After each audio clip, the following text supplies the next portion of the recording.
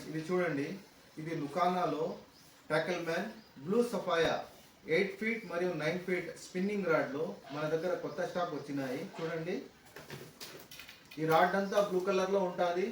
దీని రింగులు వగేరా చూడండి, లుకానా ఒరిజినల్ బ్రాండింగ్తో వస్తుంది. ఇది చాలా స్ట్రైట్గా ఉంటుంది రాడ్, టిప్ కూడా చాలా హెవీగా ఉంది. ఈ రింగులు చూడండి పెద్ద పెద్దవి వస్తాయి. ఇది